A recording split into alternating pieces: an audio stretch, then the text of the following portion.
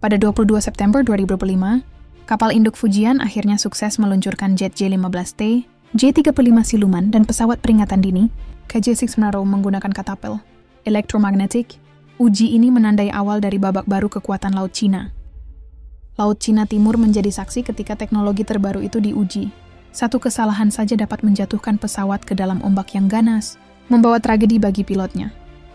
Jet siluman J-35 meluncur anggun dari dek Fujian untuk pertama kalinya dalam sejarah. Cina berhasil mengoperasikan stealth fighter dari kapal induknya. Pendaratan dilakukan dengan arresting gear. Roda jet menghantam dek, kabel baja menahan kecepatan, sementara setiap mata di kapal menahan napas. Dengan uji ini, Fujian resmi mendapat kemampuan full deck operations. Namun bagi kawasan Asia Pasifik, keberhasilan itu justru membawa kekhawatiran akan meningkatnya ketegangan. Uji coba ini dilakukan setelah 8 kali sea trials penuh rahasia. Setiap percobaan adalah taruhannya, nyawa pilot dan reputasi militer Beijing. Katapel elektromagnetik memberi kekuatan luar biasa, tapi teknologi yang sama bisa membawa malapetaka bila terjadi malfungsi saat perang sesungguhnya.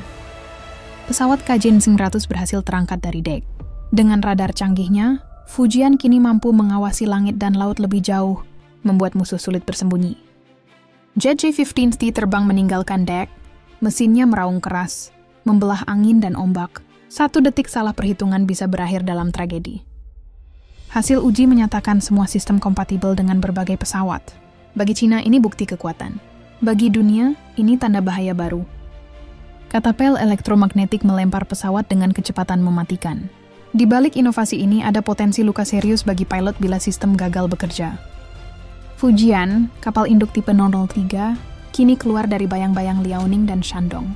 Ia bukan lagi percobaan, melainkan simbol ambisi. Setiap peluncuran adalah perjudian. Jika satu baut lepas, jika satu kabel putus, maka pesawat seharga ratusan juta dolar bisa lenyap dalam sekejap. Hari itu tak ada kecelakaan, tapi bayangan kegagalan selalu menyelimuti setiap detik. Latihan di dek sempit yang penuh risiko.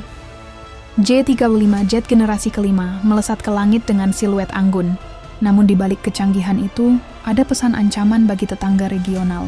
Dengan KJ-600 di udara, Fujian mampu mengendalikan medan tempur lebih luas.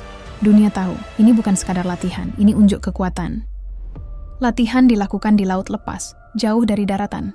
Angin kencang dan gelombang tinggi menambah bahaya setiap pendaratan di dek. Teknologi katapel membuat jet bisa lepas landas dengan muatan penuh bahan, bakar dan senjata. Itu berarti serangan jarak jauh kini sepenuhnya mungkin. Fujian kini mampu melancarkan operasi udara laut besar-besaran. Namun dengan kemampuan ini, bayangan konflik semakin dekat.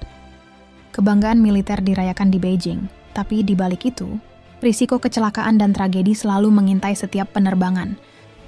Dunia menatap Fujian dengan cemas. Kapal induk ini kini tak lagi hanya lambang kebanggaan, tapi ancaman geopolitik nyata. Bagi rakyat sipil, ini berarti rasa takut baru. Jika perang meletus, jet-jet itu bisa membawa maut ke atas kota-kota. Fujian tak lagi sekadar eksperimen teknologi. Ia kini siap menjadi ujung tombak strategi maritim Cina. Media merilis video peluncuran dengan penuh kebanggaan. Tapi di balik layar, semua orang tahu, nyawa pilot dipertaruhkan. Katapel elektromagnetik memberi kekuatan baru, tapi jika kabel baja penahan gagal, pendaratan bisa berakhir dengan pesawat hancur berkeping. Setiap pendaratan adalah duel maut antara mesin dan manusia. Hanya pilot terbaik yang bisa bertahan di situasi penuh tekanan itu. 22 September 2025 menjadi hari bersejarah bagi Angkatan Laut Cina. Tapi sejarah itu juga penuh dengan tanda bahaya bagi dunia. Dengan kemampuan ini, Fujian makin dekat dengan status operasional penuh. Bagi tetangga regional, itu berarti ancaman yang tak bisa diabaikan. Setiap keberhasilan teknis membawa satu langkah lebih dekat pada potensi perang, dan perang selalu berarti penderitaan. Sorak kemenangan terdengar di Beijing.